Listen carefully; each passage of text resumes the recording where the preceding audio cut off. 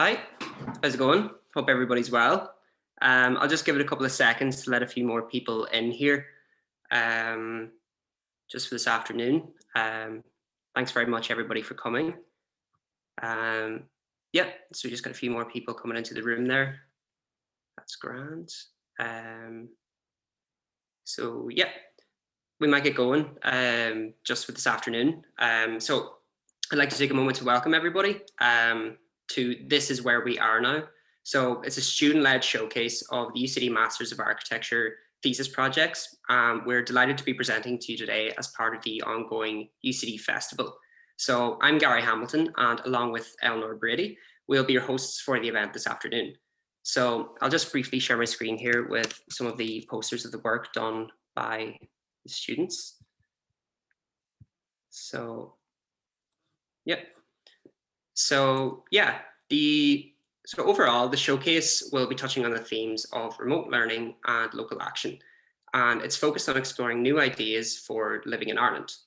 Having spent most of the year apart and in the absence of our usual physical exhibition in Richview with models, music, and wine, the showcase is an opportunity for us to come together as a class and share our work. As a class, and for everyone, I'm sure, it's been a year like no other as we come to grips with the limitations and opportunities of remote learning. While it's easy to acknowledge the constraints of being apart, the showcase offers a point of reflection where we can begin to share some of the unique ideas that resulted from this process. I think, first and foremost, that it should be acknowledged how wonderful the work has been despite the limitations. And where in normal circumstances, all 50 of us would have been in studio together, conversing, learning, and bouncing ideas off each other. While the impacts of being apart can't be measured, the commitment to the work, the willingness to persevere, and the ability to overcome challenges in adapting to this unprecedented situation can't be overstated.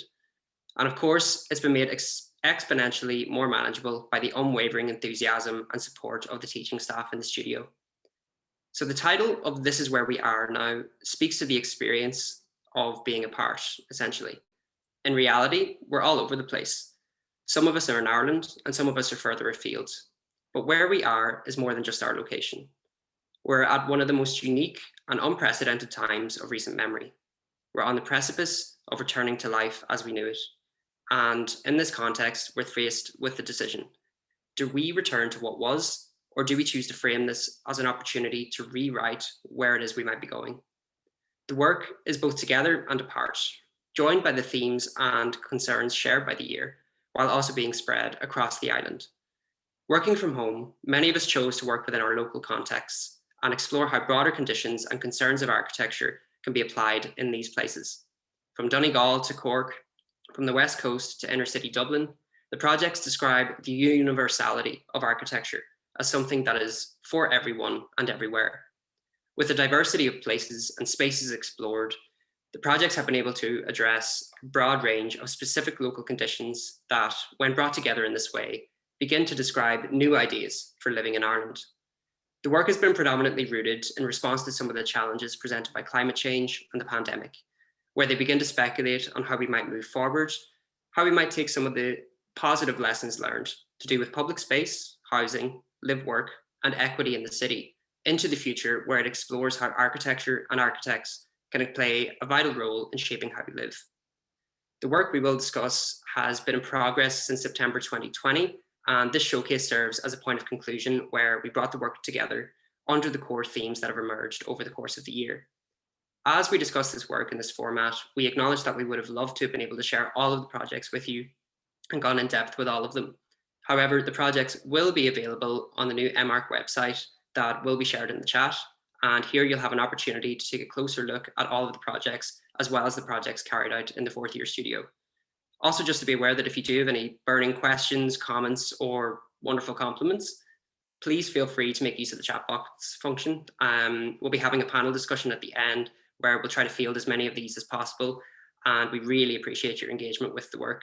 So with that in mind, I'm going to hand things over to Eleanor, who'll provide an overview of the themes and introduce some of the fantastic respondents we have joining us this afternoon. Thank you, Gary. So today the work will be discussed under three core headings of care, building, and future. The first theme of care will be presented by Anna and Andre. This theme speaks to a caring and responsive approach to architecture that is in touch with the role architecture plays in shaping our daily experiences. It encompasses projects that address how we care for people, places, and the planet. The theme of building will be presented by Aoife and Emily Ann. The projects described in this theme speculate the nature of making built interventions, questioning the material processes involved in doing so, and predominantly contemplate on the act of reusing existing structures. The theme of future will be presented by Luke and Ross. The projects within this group encapsulate the central responsibility of architecture and of shaping spaces that, in turn, shape society. And we are also joined today by 3 guest speakers, Neasa Hourigan, Stefan Lowe, and Aislish Drake. Neasa is the Green Party TD for Dublin Central. She is also the Finance and Health spokesperson and Chair of Policy Council.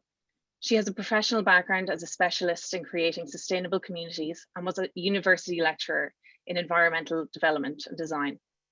Stefan is a senior executive architect for Dublin City Council. He is currently involved in the Dolphin House Regeneration Project, which is one of Ireland's largest social housing regeneration projects right now. Aislish practices with Drake Hourigan in Limerick, and her areas of expertise includes architecture and landscape design. She is an award-winning garden designer and historic landscape consultant. Aislish currently holds the role of chairperson of the Limerick chapter of the Irish Georgian Society. Neasa will be responding to the discussion we have on the theme of care. Stefan will be responding to the theme of building, and finally Aislish will respond to the projects discussed under the theme of future. So now I invite Anna and Andre to speak about the projects that are associated with the theme of care.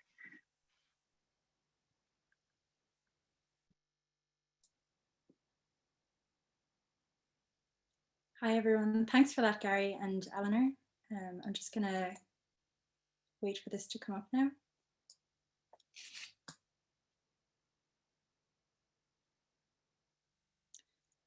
So I'd like to kick this off by saying that since March last year, I think it's safe to say that we've all been put in a position that has expedited our capacity to be mindful of ourselves, mindful of others, mindful of our environment.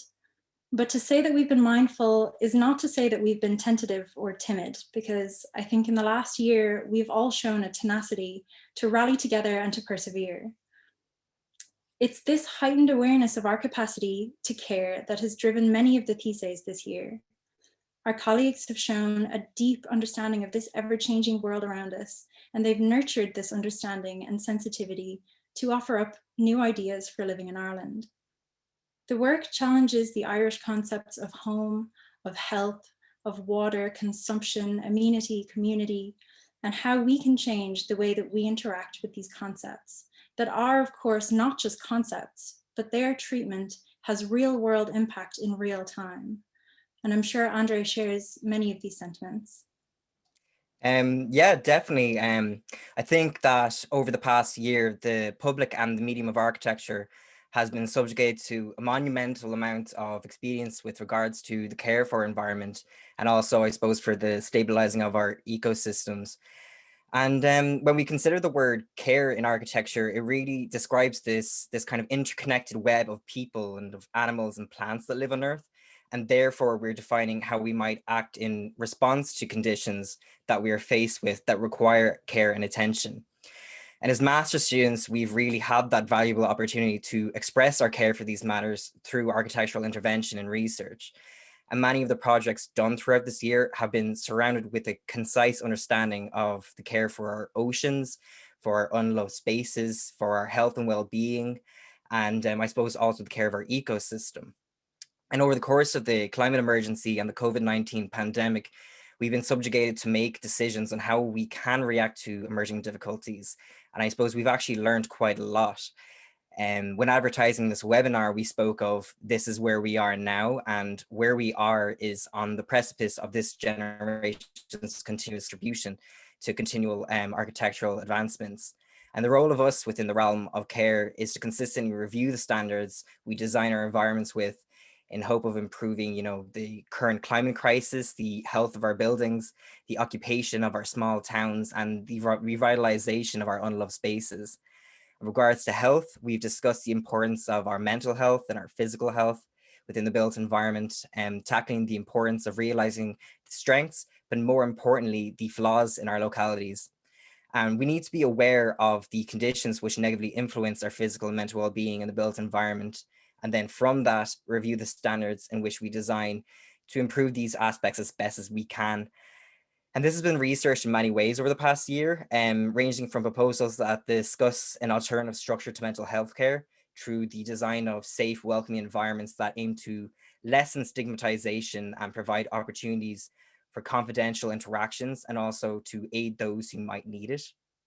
Other proposals ventured down the route of how we might consider the standard of well-being within our homes and therefore question how our homes might contribute to our health. And this has been researched through the scope of conditions of our homes that negatively impact our health, such as the quality of ventilation, of light, of soundproofing, and opportunities to socially interact with our neighbors. And each thesis is connected through a common objective to enrich communities. Now more than ever, communities need to come together, placing emphasis on a sense of belonging and a feeling of inclusion. And in a contemporary world, isolation often becomes a factor of concern. So how can design encourage people to take ownerships of the built environments around them and can come together as a community? So through tests and interventions and investigations, the projects aim to create sustainable communities through social intervention and foreground methodology that puts people's stories, their needs, and their experiences at the core of the design process. And we've been adamantly aware of the requirements of us to care for spaces which are currently unloved. So free space within the shadow of overly loved spaces that require revitalization or reimagination, and therefore to exploit their intrinsic potential for cultural contribution. And this has been researched in the form of showing care for derelict spaces on, the ground floor of our social housing that faces depletion due to the concerns for safety. So how might we reconsider these spaces to be repurposed and cared for? And we've also been concerned with how the COVID-19 pandemic has contributed to the life of existing buildings within the city that might require intervention in the future due to, rapidly changing cultural trends. And perhaps we should consider the importance of affordable housing in response. And this also coincides with the treatment of our valuable blue space and the care for its contribution to our communities. So how might we reactivate canal infrastructure to allow the social habitation of canals to flourish and thrive? What about consideration of care for our public baths? And from that, how they might contribute to our culture and communal potential. So I suppose we're also aware of how blue space significantly links with the importance of caring for our ecosystem. And I suppose you'd agree with that as well, Anna. Absolutely. I mean, so many of the ideas throughout the semester explore our connection to the water, whether it be ritualistic, as with bathing, but also through the grittier, the everyday, the perceivably banal side of that which helps us to live the way that we do on this island. Again, bringing us to the commonality of the title that is, This Is Where We Are Now. The ecology of care goes beyond just our blue space and extends to so many other aspects of our environment. It has become woven through so much of the work, dealing with the way we treat junctions between us and ground and water, how we might interrupt the way that we interact with those junctions.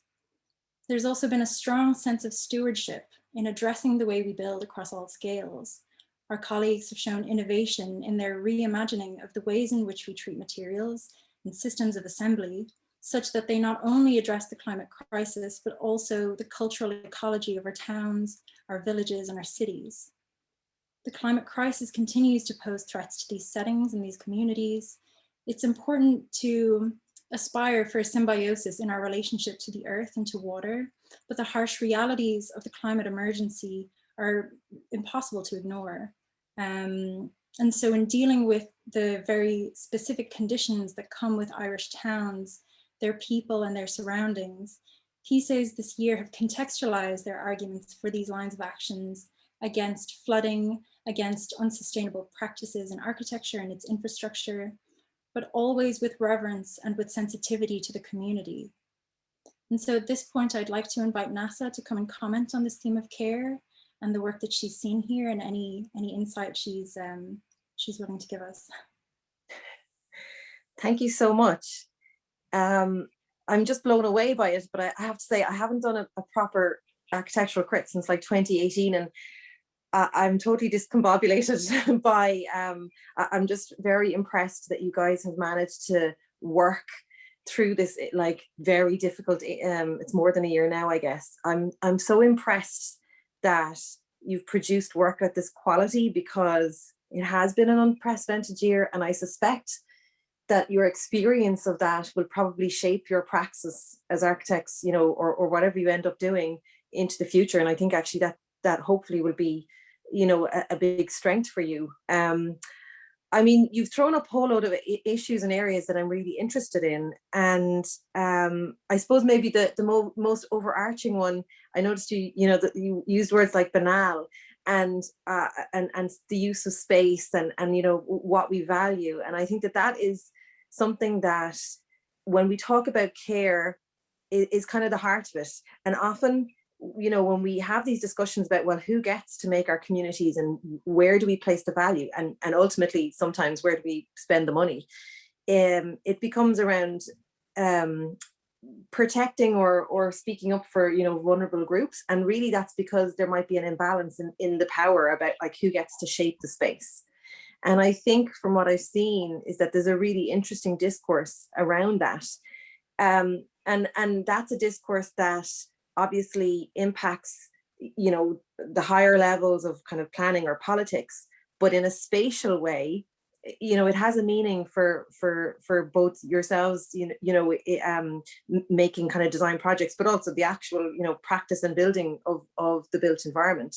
Because ultimately, I suppose what it comes down to is a kind of a generosity in the use of space. And I have to say, I really love the fact that like in so much of the work, there's, you know, visualizations of the space. It's not just like, you know, endless sections and plans. And I think that is so important. And that's so important when you see students doing that, because they're imagining human beings in the space. It's not a kind of an exercise. It's, you know, in kind of drafting, it's a real imagining of what this would be like for human beings. I also have to say, I really compliment you on your very broad, you know, definition of that theme. Because, you know, often when people say, well, we want to talk about care, it gets defined as that thing around, you know, people with specific challenges or needs. And really, I mean, I'm a believer in universality across lots of issues in society. And I think if we get, you know, the spatial and material and usage aspects right in the built environment, they for maybe the most vulnerable group, they actually benefit every group right the way up, you know, the power balance. And so I think that I would compliment you on that very broad definition of it, including things like health, including things like the environment. When you get down to, I guess, you know, it is a really difficult thing around, and I'm really interested in your kind of identification of you know, standards and guidelines within that challenge, because I personally would be a great advocate for standards and design guidelines in a kind of a very practical way, but I'm also mindful of the constraint that sets on, you know, often architects who I would consider very talented, and they're constrained by some guidelines. And I think what it speaks to is a kind of discussion, a larger discussion in spatial design around specificity versus kind of, you know, a provision of all purpose space. So do you design for the specific need, or do you design, you know, in a kind of a more generous way, but with just very good principles? And I think what's interesting is when you have that discussion around kind of care and inclusivity in design, it absolutely does speak to environmental issues as well. If you design with just very good principles, then you're probably, you know, ticking a whole load of boxes anyway. And, you know, the specificity of particular guidelines becomes less potent. I don't know, I'm trying to think of like projects where that is meaningful for me. A few years ago, I went on an architectural tour with students to Como, and we saw that Sandalia primary school, which on paper is all wrong in terms of, you know, being inclusive, because there's lots of steps and it's a kind of an external, there's lots of columns on the outside that are actually, you know, they're kind of, it's like an exoskeleton, and lots of obstruction. But to walk around it, it's such an inclusive space. It kind of does everything wrong, but it gets it all right. It's got, you know, lots of natural light, really generous space, wide corridors, little places to rest, a real sense of nature right in the center of the city. And I think it was a real lesson for me, you know, as somebody who is such an advocate of, you know, you have to do this, A, B, and C, and D to get it right, to encourage people to continue to negotiate standards and guidelines throughout your career, because nothing is ever set in stone, and you can innovate, and you can, you know, you can walk that tightrope and negotiate through it. And certainly I think people's experience of this year, I think, will really impact their interpretation of those kind of things. For me, it has certainly put like a much bigger emphasis on home and like the ownership of community space and public space. And I think that that's a very interesting thing for Ireland, who, you know, we don't always have the best history in that area. We don't always, like, we have our market towns, and we have good streets. Like O'Connell Bridge is an incredibly, like, it's an amazing public space. We don't, you know, always use it very well. I think it's the widest bridge in Europe. And we have I'm sure you all saw the Venice Biennale project a few years ago of the market towns, and that idea of that triangulated space. But we don't always do a good job of that. And I think this year has really, and all the arguments about pedestrian space this summer and public space this summer, I think it's really thrown up a kind of a kind of a point of conflict in Irish society, where, you know, people want to get out, and they feel they should own their communities. And we haven't really set up a governance system that allows that. So I think that that's really interesting. I don't know if anyone saw as well, and I see lots of really interesting drawings around kind of almost like terrace, like that kind of terrace typology. There was a very interesting, I mean, I saw it all over Twitter, but there was an interesting diagram about where people live in Europe. And Ireland has an incredibly high percentage of terrace houses. I think it's Netherlands is the only one that's close to us. A huge amount more people across the world live in apartments, and when they don't live in apartments, they live in detached houses. But that kind of terrace typology is relatively unique to some countries, and I think it's such an interesting typology for the future, and for you know, for that issue around health plus community plus environment. Because to me, that kind of close living, and we all know that like terrace living is actually very high density living. Like we tend to think of it as old fashioned, but in fact it's not. You know, like Stoneybatter is some of the most high density living in Dublin City. So I think that whole area is, I'm delighted to see that coming up, and the materiality of that is so interesting. Yeah, actually, extending on from that point there about terrace living, there was a study by a man called David Halpern in the book Mental Health and Built Environment, and he was discussing neighborhoods in which rated best in terms of well-being and so on.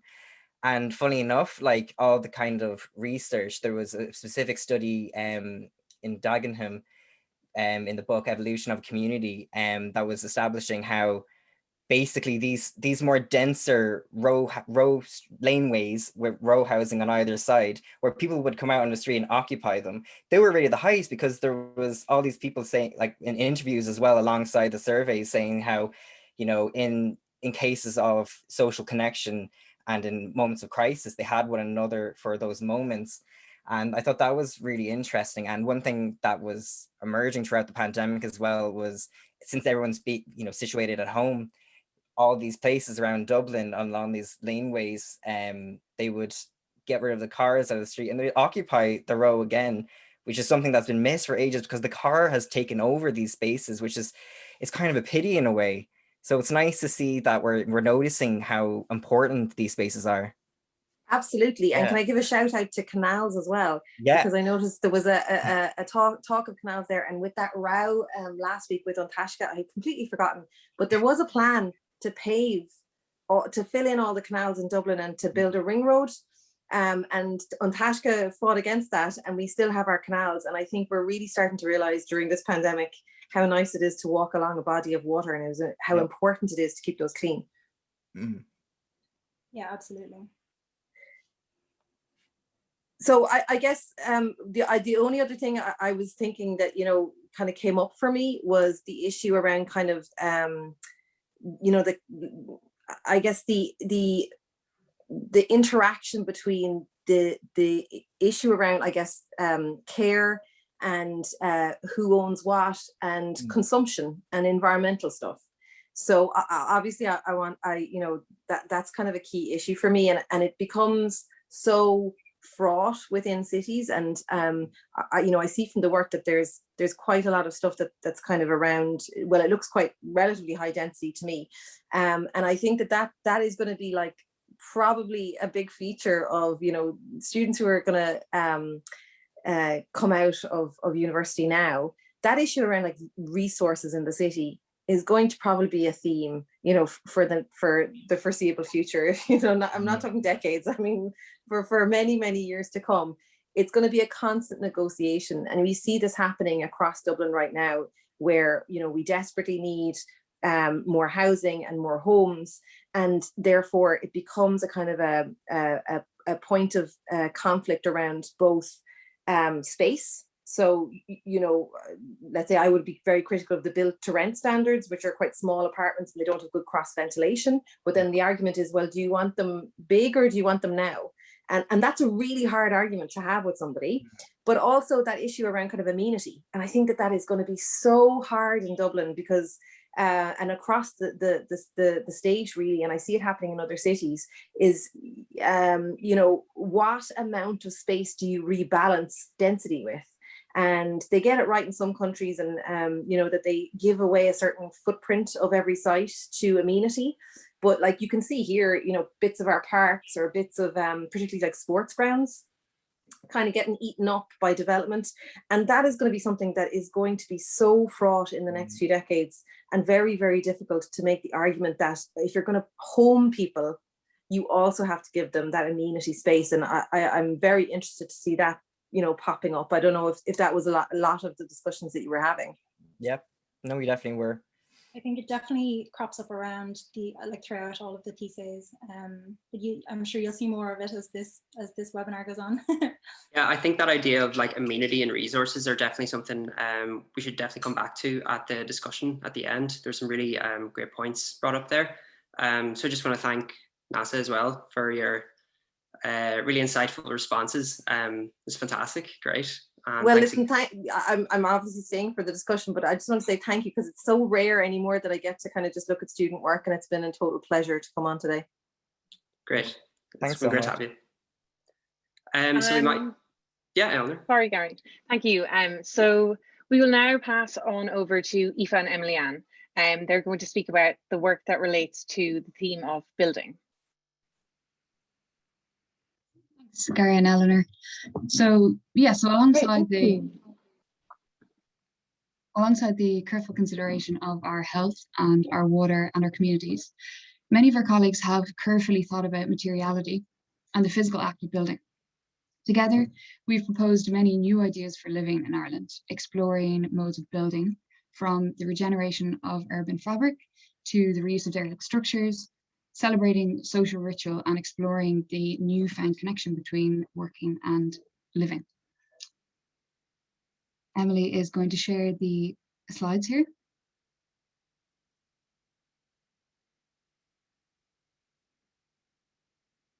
So using building, restoration and regeneration, we've been asking questions about how we may live and work, socialise and perform in and around buildings, both new and existing. Emily-Anne and I are going to introduce these, and Stefan Lowe has been invited to respond. So as you all know, the pandemic has caused us to question how and where we live and work. Recently, large offices lie empty in cities and people work from home.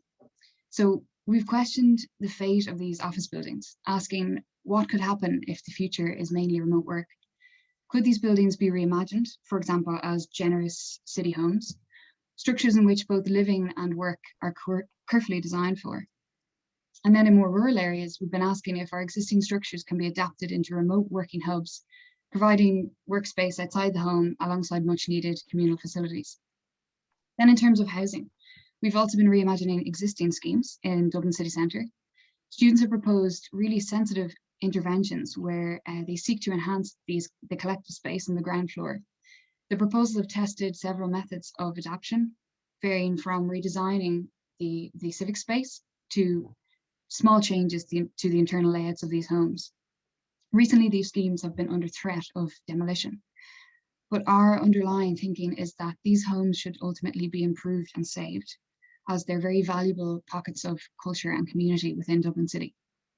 Secondly, as you saw, we've been thinking about the part social ritual plays in Irish culture, particularly bathing and churchgoing, and the type of buildings that might facilitate these activities. So religious buildings, for example, have historically stood at the very centre of our communities across the country, providing a place for people to meet and gather. But as we can see, society is slowly changing, and many of these structures have been left underused for much of the day.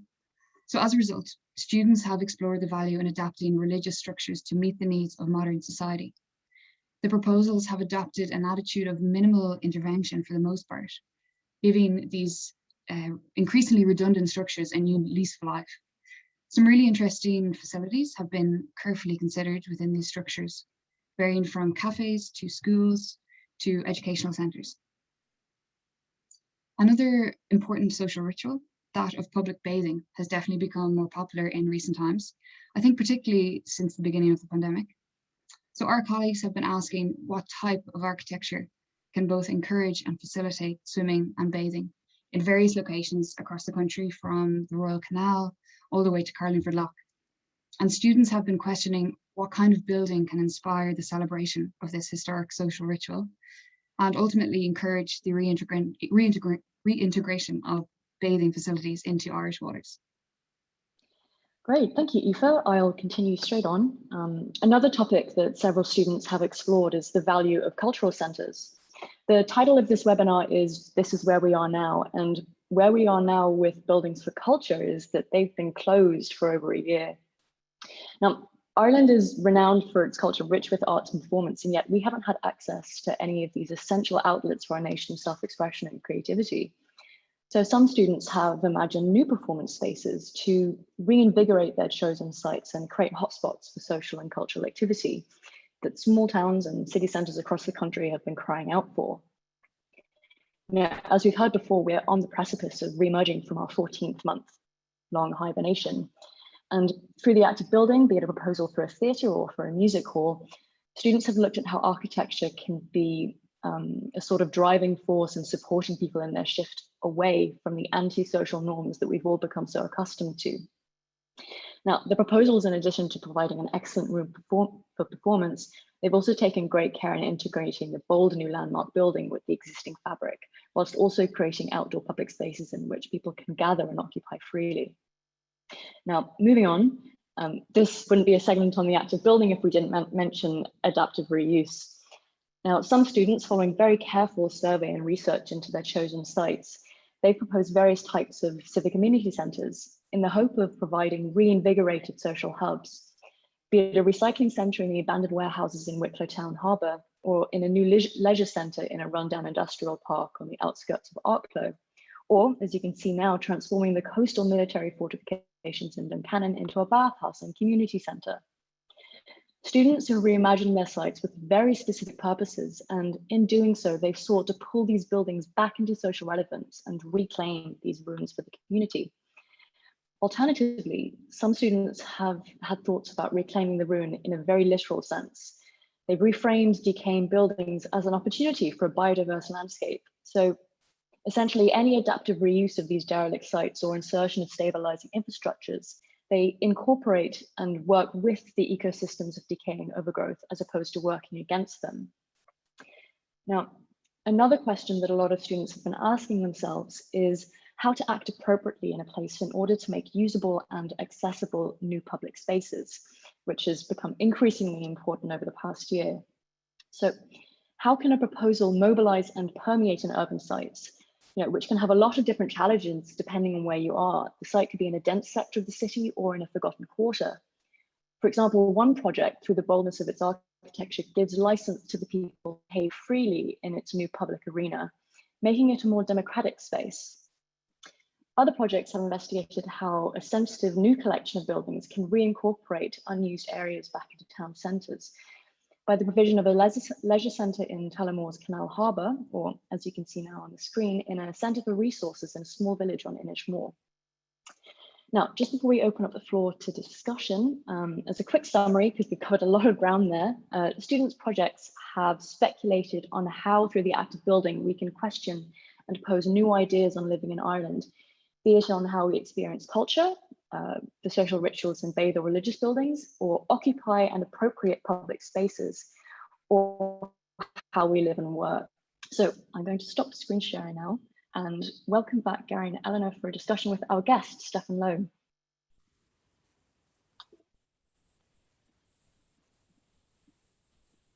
Okay, hello. Hi, Stefan. Thank you so much for joining us today. Thanks very much. And I'd like to first of all reiterate what Neasa said after the care section. I'm absolutely blown away by the quality of the work. It's been many years since I've actually seen student work. And it's very, very refreshing to see. And I want to commend everybody as well, especially in the current circumstances. I'm just amazed, given all the restrictions, just the quality of the work. It's just blown me away. First of all, I suppose I'm very taken with the actual theme of this. This is where we are now. If we kind of took I see there's 187 participants at this event, and if you probably asked us 187 where they are now, probably the vast majority are at home at the moment. And it is very interesting that it's kind of the first theme in terms of work and where people are working. In many ways, this pandemic has, even though it has many negative connotations, I think it had potential for quite positive in terms of it was almost like a full stop. It was kind of people stood back for a while and kind of thought, well, where are we now? Where have we been going? And where will we be going? I think it's kind of a very interesting situation. I think people are sort of rethinking by the way they live their lives, where they work, where they live. And I think it's a very important thing. First of all, just in terms of working, in terms of a lot of people have taken on board working where they live. For some, it hasn't been possible. For a lot of people, it has. And I think it just bringing a lot of emphasis then about where people live and how to actually adapt where they're actually living at the moment. There was an article, my wife actually pointed out recently, she saw an article where somebody said that architects are going to reimagine spaces now, that the open plan was now gone forever. And from now on, spaces will be much more kind of compartmentalized because of the COVID, which I thought was kind of an interesting concept. In terms of reusing spaces, I think this is probably, as an architect working in the council, this is something that a challenge we're faced with now. A large majority of our actual housing complexes were built in the 50s and 60s. They need to be upgraded, and the question then is, traditionally it may well have been a situation where people thought, okay, we just demolish and we build something new. But obviously enough, we're now kind of very much interested in seeing, can these buildings be reworked, can it be remodeled, and how can we actually bring them up to make them comfortable places, pleasant places to live? How can we make them energy efficient? How we can make them good spaces for children to grow up as well? So it is a very interesting point, and I'm very taken with a lot of the projects that I've seen here in terms of reimagining existing buildings. In many ways, it comes kind of maybe to the core of architecture. What is architecture? Probably in my day when I was studying a lot of it, people would have thought, well, architecture is about building something new, taking new materials, putting them together in a new building. But in fact, architecture is very much also about imagining and working with existing buildings. And in fact, almost in a way, maybe a little bit of humility in terms of not kind of regarding an old building as not worth keeping, or the way a layout worked out as kind of saying, well, it's old, therefore, how will I reimagine? How will I change this? Just maybe stepping back a little, maybe in terms of projects that I've been working on recently, in terms of especially dealing with communities and residents of our housing complexes, very much taken with how important existing buildings are to people, like where people grow up, where people live is very, very important. And it's important to take that into account, and not just kind of saying, well, taking kind of an attitude that, well, where you're living, your conditions aren't great, so we're just going to demolish and do something new. The actual where people actually live is very, very important. And when you consider changing or improving things, you'd be very, very cognizant of what's there already, in the sense of community, in terms of familiarity. And there's always a danger if you kind of wipe that out and start to create something totally new, that a sense of alienation can come in. The other issue, just also maybe referring to myself, speaking to you from Tipperary, even though I work for Dublin City Council, I'm very much taken in terms of obviously the current housing crisis, and in terms of what I'm very much aware of in terms of local towns near here who are pretty much dying on their feet, and that this pandemic might be a potential to kind of reimagine in kind of country towns, reimagine smaller villages, and actually give the opportunity to people to actually live where they are and not always be drawn into cities, because that's the place where work are and people have to kind of move in. And in a way, alleviate a bit of pressure on the cities as well in terms of amenities and housing. And again, in terms of the work that I've seen here as well, I see there's quite a lot of work done in the smaller towns as well, and reimagining smaller towns and creating a sense of community, which is very, very important. And I think that is the way forward. I think that cities are important, and obviously enough we have to work with that as well. But the smaller towns need to be reinvigorated. And I'm very taken with the idea now that there are a lot of spaces now within towns which are going to be designated as work hubs to allow people to work remotely and not always have to kind of commute into cities as well. And so I think that's kind of something very exciting, and it's very exciting to see the potential for smaller towns to come back into life, because they were very much the heart of Irish life as well. And that it's not necessarily always that all the emphasis is on cities, and particularly Dublin, kind of that everything's kind of sucked into the city. And I suppose the final point is also maybe from a personal situation, the theme of bathing, which I thought was very interesting as well. It's something that's very close to my heart. I love swimming in the sea as an all-year swimmer. And I think it is something that's very traditionally Irish. I mean, having been a frequent visitor to places such as Sea Point, and in the winter time seeing the large groups of people, especially elderly people, going in swimming as well. That's something that's very traditional Irish as well. I think probably maybe because we are an island nation as well, and it's certainly something I think that can certainly be emphasised and enhance the quality as well. And also getting us back closer to nature as well. Again, it's in terms of the pandemic, I think people have taken a little bit more time out. Maybe people have been more on their own, and therefore the importance of being able to go for a walk, engaging in nature, engaging in swimming, engaging in something has been very, very important. And I think in terms of, I suppose, where architecture is going, it is something that needs to be borne much more in mind. I think in terms of maybe going back to the individuals, coming back to the people actually living in places, as opposed to kind of emphasizing maybe totally on the buildings themselves. I suppose from an environmental point of view as well, it's kind of a big question as well in terms of resources, in terms of materiality, in terms of rather than having to kind of dig up from the ground new resources all the time to kind of rework with what we have already. It is always quite a difficult thing, especially in terms of regulations, in terms of specification, reusing old materials in terms of compliance with building regulations. I mean, in terms of testing, if you're using an old material, how can you actually test it? How can you say it actually complies to all these new regulations? So I think a certain level of flexibility is required there as well in terms of trying to reuse old materials and old spaces.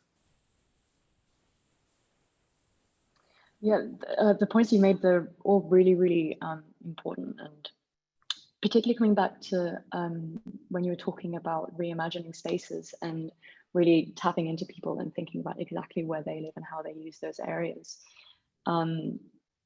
That whole idea of imagining that, it's almost as if because we've been working mostly from home, we haven't had access to the places where we're making our proposals. That idea of reimagining, like we've had to put that into action in a much more sensitive way, and I think that's definitely going to carry through into the future and benefit us. You know, that's definitely one positive I think that's come out of being locked away in our rooms for a year, we can be more sensitive and really tap into people's stories and listen to them more. But I think it's also because some of people working from home, maybe that in terms of having so many different buildings, like a place where people live, a place where people work, a place where people buy things or whatever, maybe there can be a bit more economy, where that maybe living and working can be much more flexibility. So we don't always need new buildings for different functions. And I do find it interesting in terms of, I mean, in light of many companies such as Google kind of saying that in the future people will be working from home, and what does happen to all those buildings. And I think it does give an interesting opportunity to kind of reimagining those spaces, those workspaces. Yeah, I think there's definitely loads of interesting points there we can bring forward for the discussion at the end. Thanks very much, Stefan, for joining us and for your response, and looking forward to having a more in-depth chat at the end as well after the future group. And so I guess right now I might just invite Ross and Luke to present for the theme of future.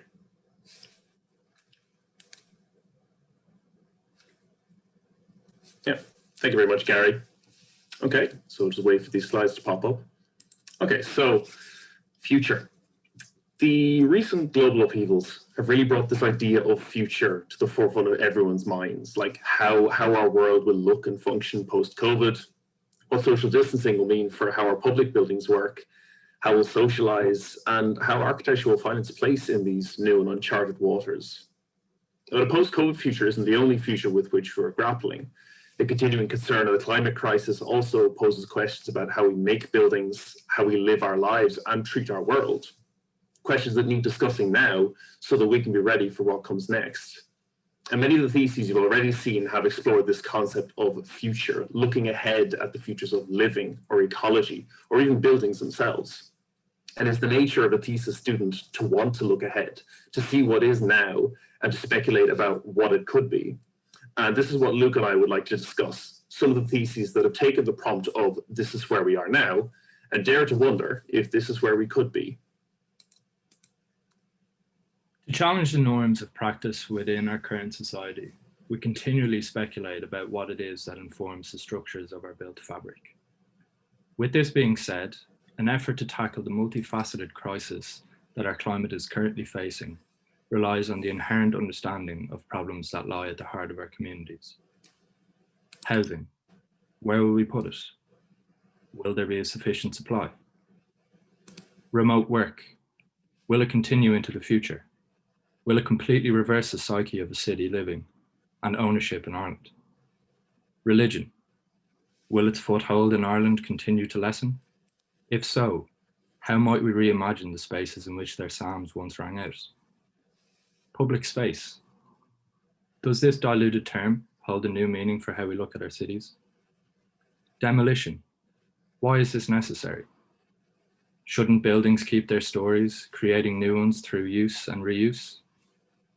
Can we reimagine our urban realm to address inequalities, social and alike, by designing a landscape that treats our built fabric with care? Together, through design, we can aspire to enhance the environmental nature of a building while promoting a more sustainable model of living, using existing resources to reintegrate a now waning biodiversity into our everyday world. So as society finds its footing in these new circumstances, how we think about existing buildings also needs to change. Rather than beginning anew from a blank slate, what if we instead took the old, the unused, or the forgotten aspects of our urban landscape and breathed new life into them? What could we do with the gaps and spaces between buildings?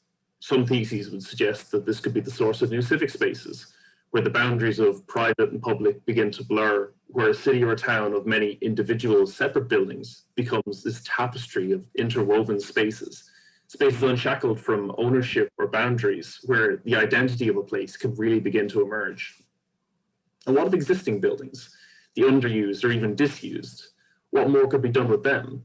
While advantageous from an ecological point of view, reviving old buildings holds the potential to draw on the character of a place, while reimagining its future, creating something new that's more than the sum of its parts. Say a stadium, for example, a building so synonymous with its function that I'm sure half our audience at home just pictured their last football or rugby match. What if that could be more? When the stands empty, could a market fill the space left behind?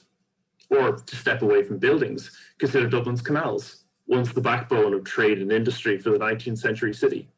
What if they could become social spaces, public amenities for the local community to come together and along the water's edge to thrive? There's a real excitement in making something new of the old. An old industrial building can take on a new life as a nightclub or a remote working hub, bringing energy and activity back to buildings that in our modern era lie neglected and forgotten. A museum and a church could become more than just a museum and a church. They could play host to a multitude of activities that makes one look at a building and start to wonder, what could you be?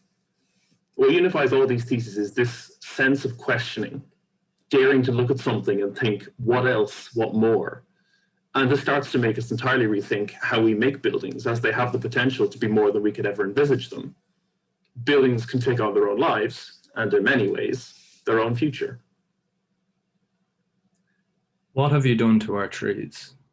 What have you done to our ecosystems? After countless years of apathy, we've become disconnected from one of the only things that makes us human. Interactions with the ground beneath us have long dictated human and ecological rituals. Through exploring the range of diverse ecosystems and topographies, might we develop a framework of design that is conscious of the landscape, but protecting their ecosystems from harsh exploitation and accommodating them so that they can flourish? How might we rediscover the symbiotic relationship between man and nature? Is it in raising awareness of special areas of conservation? Or is it by thinking forward to how one might live in unison with their future natural environment? Can this framework perform in a way that is both functional and friendly? We've been on this journey for a very long time, and in many ways, we've begun to turn it around. All microcosms of their own genre, their combination into a macrocosm asks one final but very pertinent question of architecture. Can it be the vehicle to change the future? So at this point, I'd like to invite Aislish Drake, if she'd like to respond to the work that's been presented and give her thoughts on architecture and future. Thanks very much for having me today, and it's been a really great presentation. I suppose I'm lucky I got to see all of the presentation before I respond. So yeah, I mean, it's I suppose we're at a really interesting time and a really interesting juncture when we think about the future, because a lot of things have changed, and I suppose a lot of the things that have really come to the forefront during the last 12 months or the last 15 months are about, outdoor space, the quality of office space, say, and its ventilation, how people are living, the quality of living spaces, are they connected to outdoor spaces, and all of these things that we knew about already, but in some ways we weren't really, I suppose, we weren't really doing enough about it, if you know what I mean. And we look at our cities, and I think that if you think 12 months ago, people were going, oh my God, all the cities are going to empty out, and nobody's going to want to work there. And I think that we still actually don't know what's going to happen. And I think it is interesting to think about, the what ifs. But I think before we kind of rush down, rush into that whole idea of what can everything be reimagined as, we kind of have to give it the context that we're looking at it in, So a lot of mistakes have been made over the years when architects and urban planners think they know what's best for everybody else. And I suppose the first thing that we need to think about is the local action aspect of it. I mean, you have it in the title of your own presentation. So we need to allow an understanding of what is happening and what is needed to come from the communities that live in places. So we need people to lead the change. And I mean, I suppose we do need to contribute to that conversation. And I think these kind of presentations that you're making today and the work that you've done in your thesis is so important. And it would be so important that you know, lots of organizations and people and groups can actually see this, because this isn't really out in the public domain for you know, ordinary people to look at, and that would inspire them as well. But the idea is to try and get a conversation going, listen to what people have to say. I think that's key. And I think that through the work that you've done this year, I think you've all kind of really, I suppose you've got a real understanding of how local communities contribute to how you're going to live, and how towns and cities are going to develop into the future.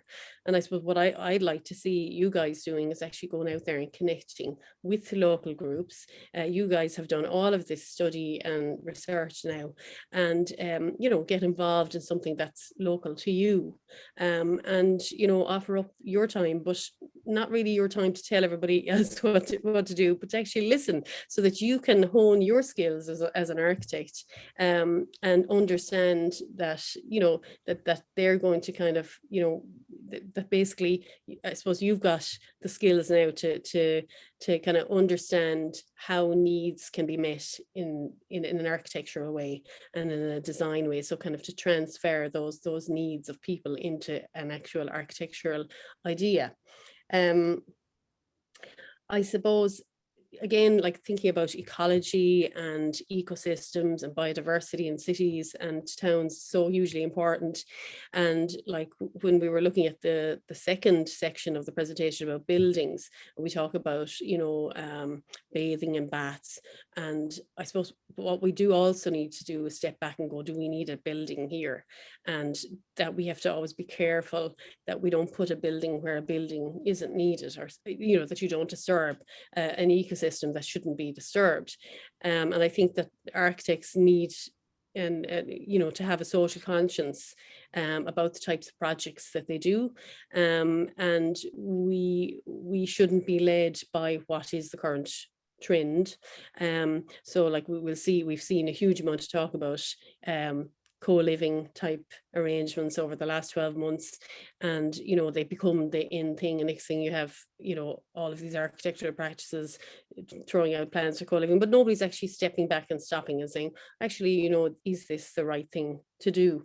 So I suppose each of us, we all, as architects, we all need to have our own conscience in terms of social conscience, and in terms of deciding if what we're doing is actually the right thing to do in terms of our future, in terms of climate, biodiversity, ecology, and obviously people and communities, most importantly. So yeah, I think it's a great presentation. I hand it back over to you.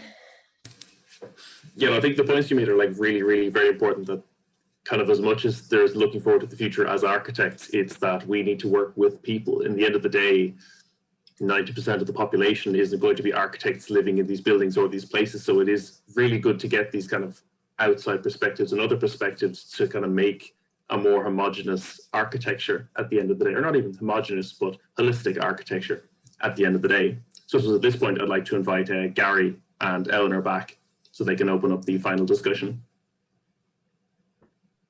Yeah, thanks for that, Ross. So yeah, I would just invite Neasa and Stefan back, and all the other presenters as well, just so we can kind of begin to get a discussion, get a chat going about maybe some of the main themes and things that have come up. There were loads of topics, loads of really interesting things that definitely emerged from the responses and from the discussions.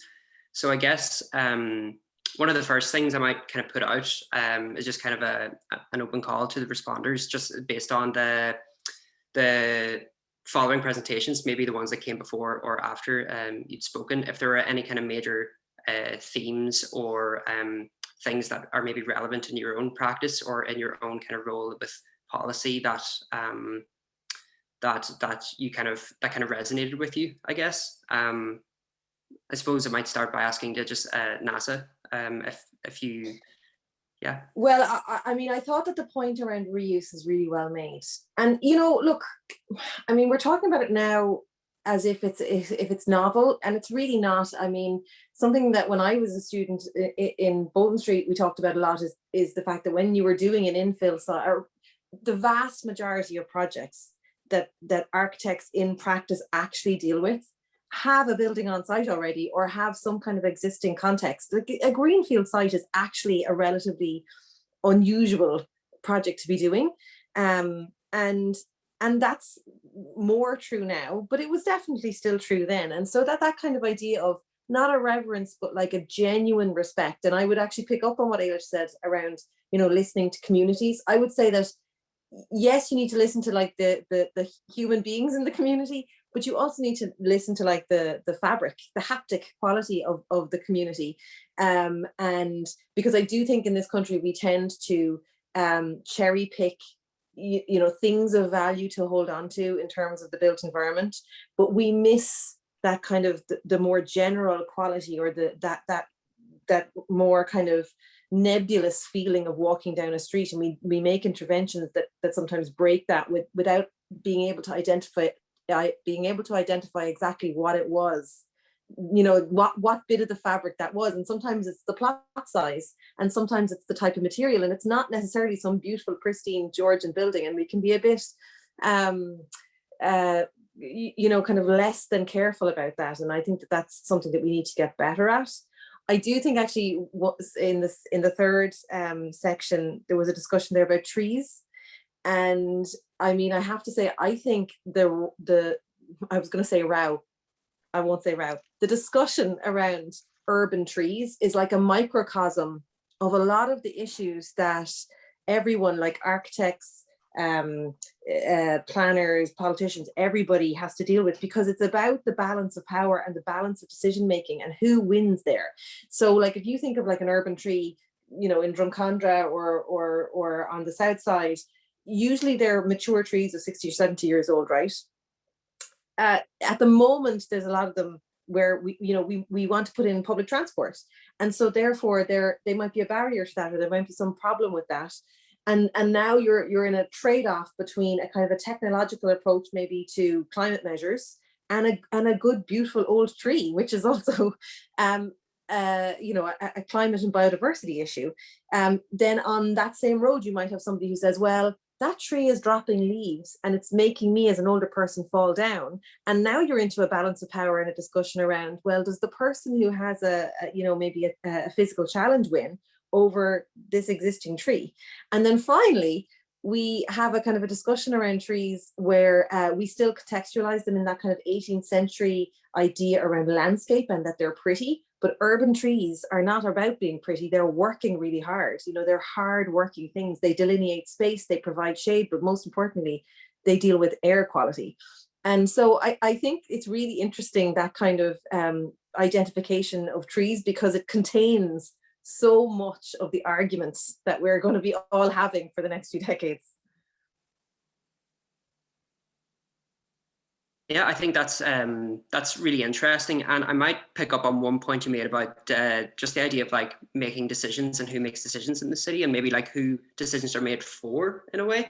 And I think that was just the way that was framed. That's really interesting. Maybe in the idea of like ownership and appropriation, where maybe like post-pandemic, you know, people are, you know, everybody's eager to get out of their houses and get out into the kind of public realm. So even something as simple as an urban tree. And like how people can kind of take ownership of the city in a way, and like what are the amenities that are available for them, maybe outside what they own, like financially or something.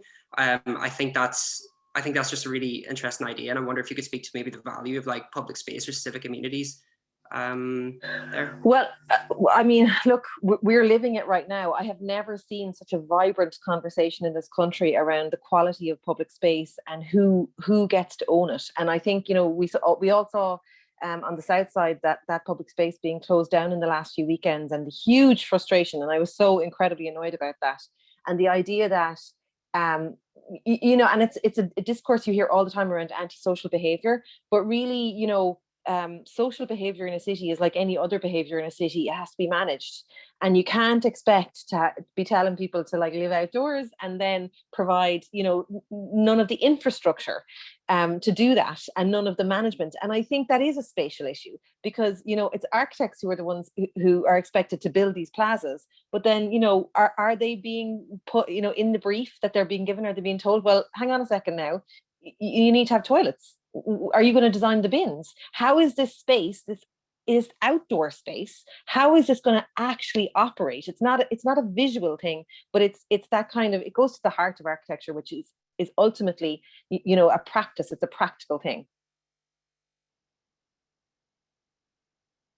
I think it would be really interesting just to invite maybe Stefan to comment just on that a bit, and maybe the role that the availability of amenities and shared public spaces might have played in some of his projects with Dublin City Council. Well, I think it is kind of interesting that in terms of my time with the council, it's only in the last few years that the whole issue of public realm has really become to the fore.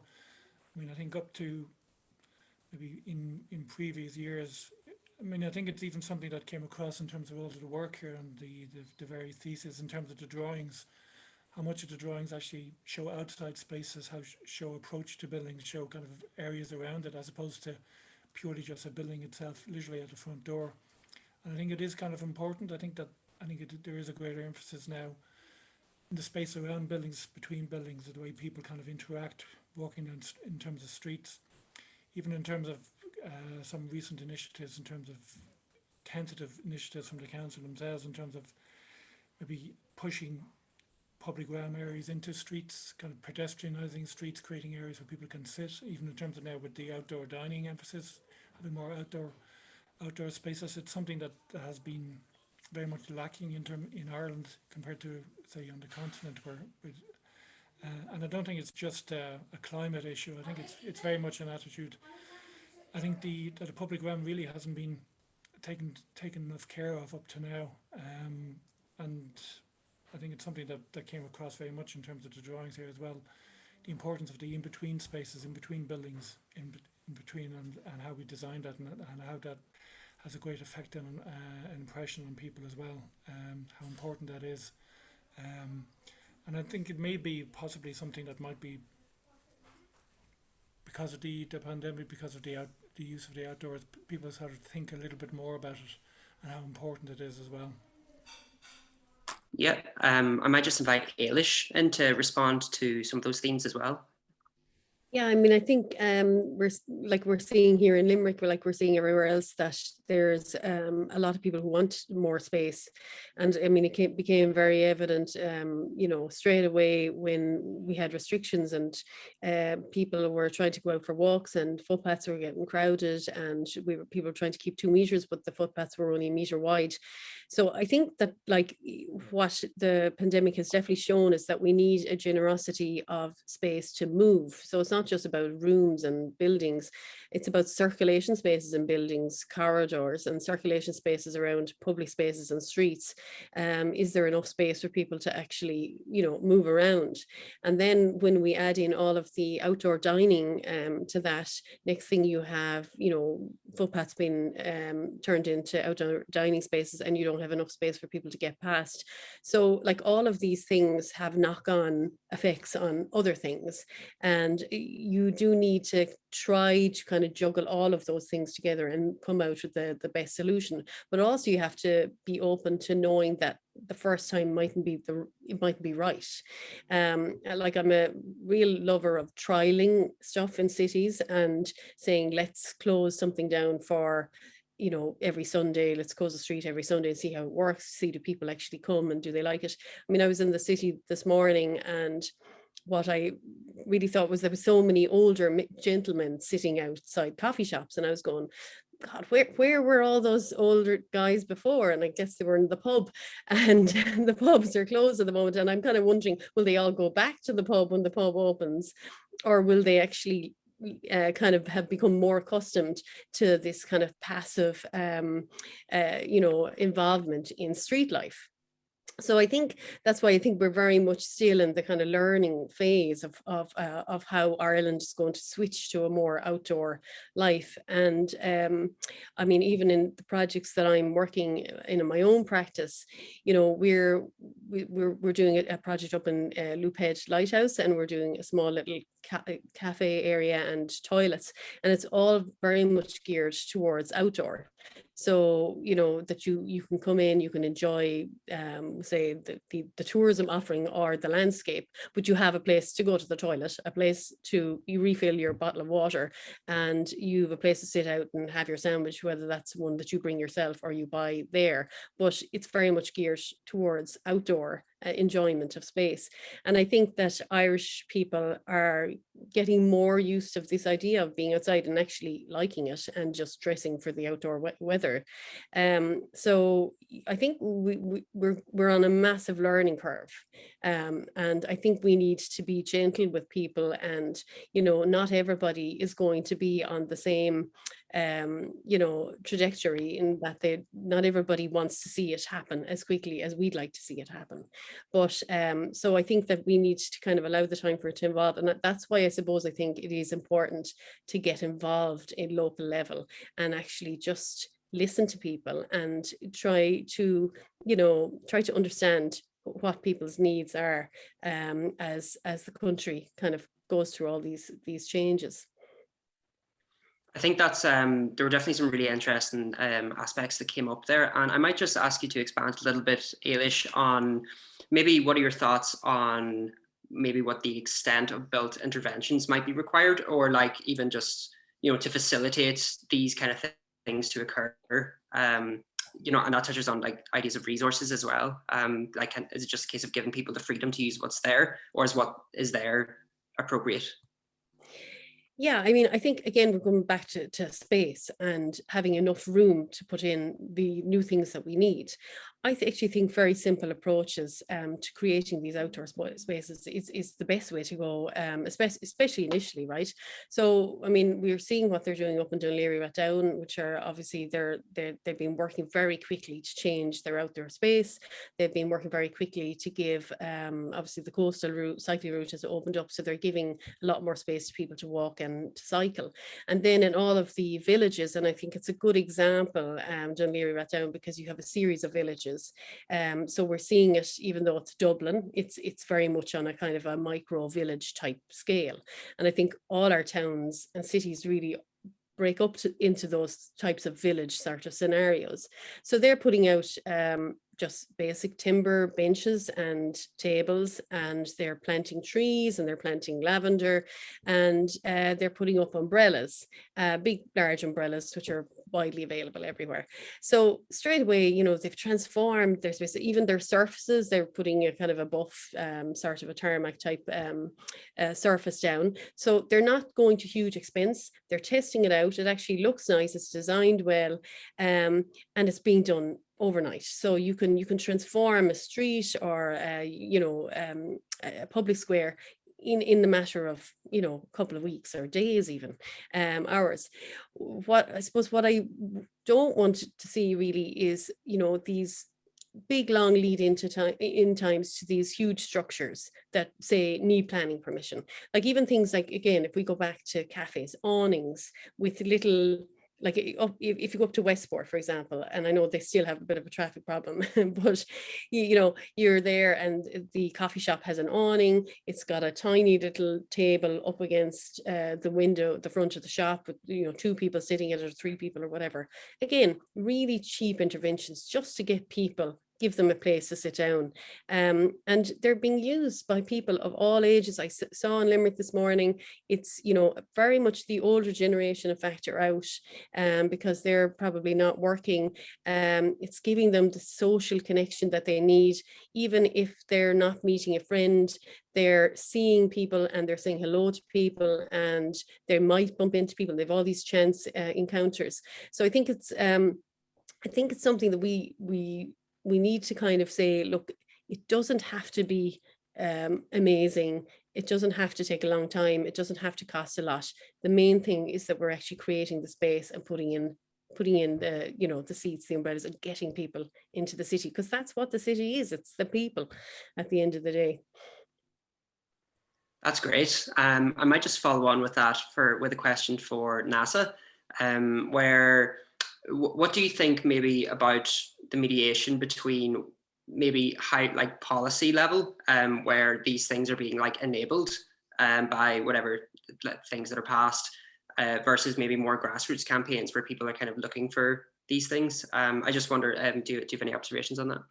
Well, I mean, I think it kind of dovetails with what Aislish was just saying. First of all, you know, I think particularly post-pandemic, and as we're starting to open up, and I know, you know, in one of the sessions we were talking, or there was a discussion around kind of the arts and supporting and fostering the arts in Ireland, and like there is, in a way that there hasn't been before, like there are like funds so that you can like create a performance space in your city or your council area, or, you know, there are like little pockets of money that just didn't really exist because we weren't identifying that those were important in 2015 or 2016, and in 2021 we are, and we're trying, you know, you're trying to reactivate urban areas in the city.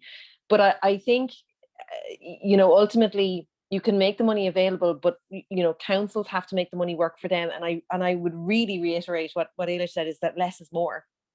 And in a spatial way, and for architects, and in terms of design, like, I think it's about, you know, carving out space and working with what you have, and ensuring that that's done in a kind of a thoughtful and safe way for everybody, but trying to make the money that you have work as hard as it can. And when you see people, you know, when you see councils, and I'm very aware right now that there's somebody from the council on the call, but what I would say is, like, when you see councils going for like big, massive tender lead-ins and projects, it is kind of frustrating. And I'm reminded of like 2019 when we did the Streets Are for People thing in South William Street. Like, we literally just kind of put on a few high vis and dragged some bollards, you know, at one point in the road, and it completely redirected the road.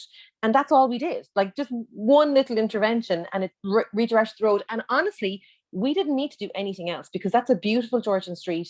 There's a few steps here and there. There's, you know, a curb that's sufficiently, you know, robust and granite that you can actually sit on the curb and drink a beer. And we did nothing else. And people occupied the street, and people made the street live for that day. And we didn't need to do anything else. You know, they made it work. And I always think that that's incredibly interesting to watch people reoccupy a space.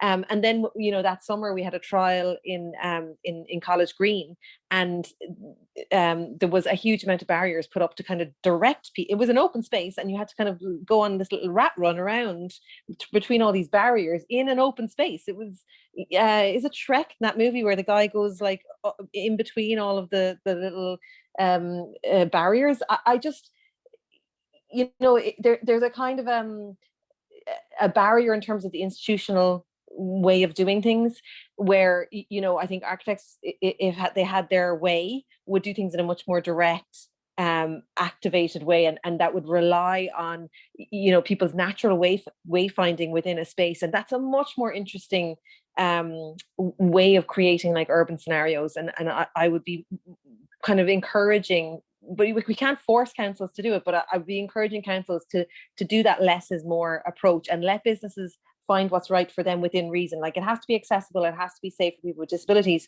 but at the same time, you know, it should be very simple, and not, you know, huge big building projects, because honestly, we'll be living with COVID probably for a good few years, but the nature of how we live with it is going to change over the next few months.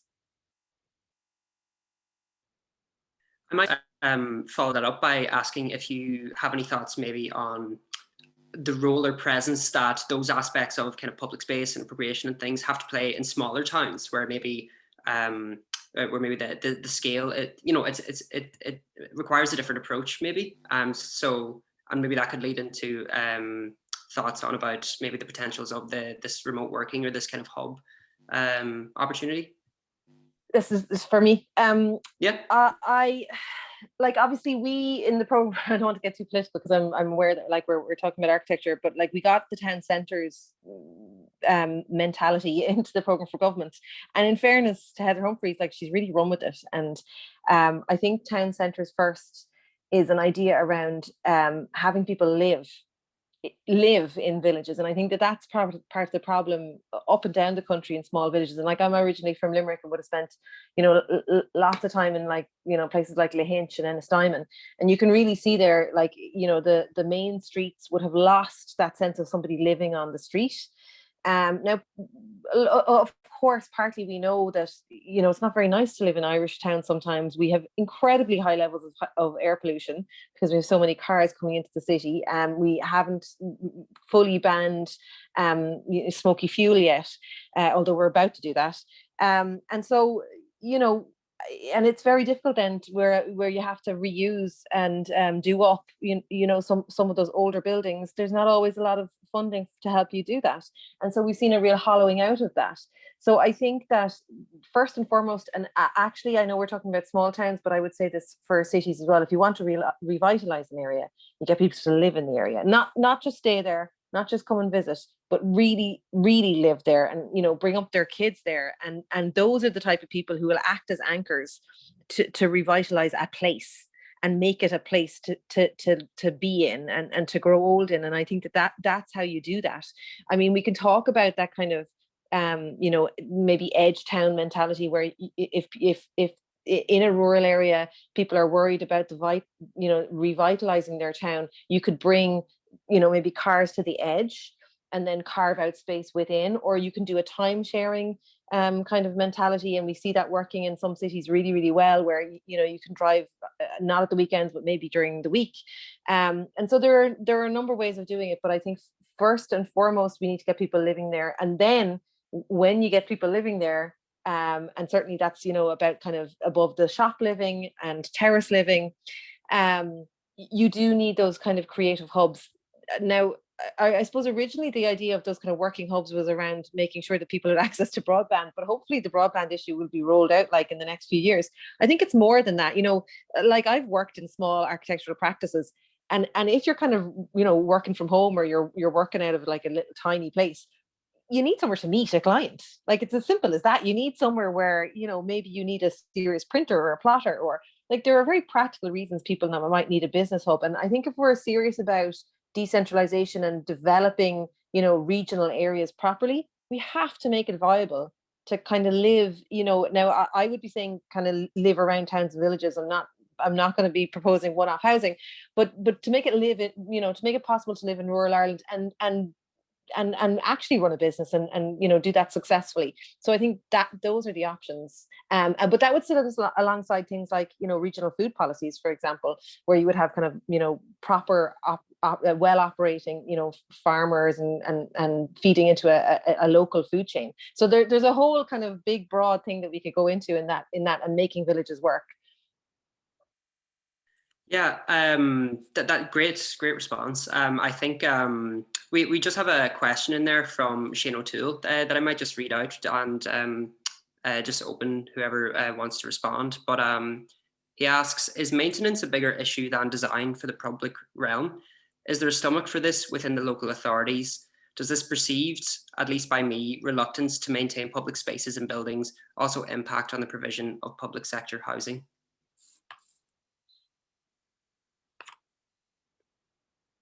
So maybe just maybe I might just come in part of that. I think there's just in terms of opening up public realm. However, certainly, I mean, even though I'm not speaking on behalf of Dublin City Council here, but I think there's maybe a certain call for a bit of bravery, like in terms of, say, provision of say something as simple as just provision of bins, just to facilitate people outside. And then there's a question, it just, as Shane mentions there, the question of maintenance. Well, and who empties the bin if they overflow? Would it cause a mess? And then people say, well, we shouldn't have bins there because they'll only cause a mess. And then I remember there was a whole period there where things like public seating were just taken away because there was the fear of antisocial behaviour and kids hanging around there, and there's kind of maybe like a negative cycle that it starts growing, that all these amenities that actually facilitate public realm gradually get removed because people have concerns. So I think there has to be a little bit of bravery and people kind of saying, no, we want people to actively use these spaces, so therefore we need to provide elements such as bins and seating, and we'll deal with, if there's issues, we'll deal with it, but there has to be a little bit of kind of positivity that there may be issues initially, but it's important kind of to reintroduce these these things back into the public domain. And I suppose it is always, I mean, maintenance. I mean, it's just speaking as a council architect, maintenance is always something that's actually driven me mad in terms of providing materials that, even in terms of public realm, it's got apart from tarmac and concrete, people don't maintain anything. So we've been kind of trying to improve the actual palette that would be accepted in terms of design as well. The importance of keeping upkeep is very important, and there has to be provision for maintenance to make sure that public realm and spaces are kind of kept going in the long run. Can I jump in there, Gary, as well, just to add there that, I mean, there is a big issue of insurance, and a lot of local authorities, and I don't know if you're finding this, Stefan, as well, that, you know, they're being led by that insurance companies are starting to design surfaces in cities, and they're saying, oh, you need to use, you know, tarmac. I mean, I see Limerick, they're tarmacking over footpaths, or they're using concrete, and the latest is they're using a printed concrete to look like cobble, which is not good at all. And the problem with that is that it's not only looks terrible, it's basically people, you know, you can't even push a buggy down there without getting you know, completely jiggled around the place. And it's all being led by the fact that this printed surface is less slippery, and there won't be, you know, as many cases taken. So I mean, I think that's a serious issue, and I suppose that ties into a wider insurance industry issue. But we certainly, you know, we need to be designing, you know, for beauty as much as anything else. And you know, that and in terms of maintenance, again, in Limerick we had an issue with the Three Bridges Walk, is a very popular walk, and they had an issue with the bins, and there wasn't enough bins, and bins were overflowing. And I actually recently heard an interview with a local councillor going, but that's okay because the intercounty travel is now open, so there'll be less people doing the walk. And I was like, okay, everybody's going to go to Kilkee and Lahinch for the summer, so we won't have rubbish in the city centre. So we need to have better solutions for all of these things. You're going to have rubbish. People are going to need to use the toilet. It needs to be dealt with. Can I go in there? I think actually there's a really good point there around the life of buildings, or the life of built things, that is more meaningful now than maybe it has been during the 20th century. It probably was meaningful before that, because maybe people had more kind of consideration about their the use of materials and the kind of value of them. But certainly, I mean, we have a big issue, and it's not just about the outdoor environment or the outside. It's also about buildings themselves around post-occupancy and commissioning, because we're if you're building new buildings, certainly we're entering an era where some of the proprietary systems that we're putting into buildings are really quite complex, and they require a lot of calibration and maintenance and management. And I'm sure you as students are very well versed in a way that I was never, when I was in college, before all of that was an issue, around kind of passive housing and passive ventilation. Now those are building systems, and if there's somebody living in a home and they're not maintaining that building system, and they have maybe an airtight building, that's a really serious thing. And so I think that in other countries they've already done it. I'm trying to push a number of people to do it at the moment, is to have a really serious think about whole life cycle costing in terms of the built environment, and looking at like the whole life of a building, and the afterlife of a building, and do you deconstruct it, and what do you do with that then? And I think that is about maintenance, but it's also about a kind of a larger kind of consideration of you're not just building something in the moment, you're building it to be used, and how do you use it, and then what do you do after it's used? And I think that's something that includes both the outdoors, and we have an issue of, but also the indoors, and we're going to have to get to grips with it. I think those are some great comments. We might just wrap up with one last question we have from Rob Burke, and I might just put this to Eleanor. So do any of the students have any reflections on where they are now in their thinking compared to last September with the work? So. Well, I definitely think that the pandemic, maybe the only good thing it brought about was kind of this decisive moment that made us question these things. And in any other normal year, maybe some of these big questions mightn't have been addressed or brought up.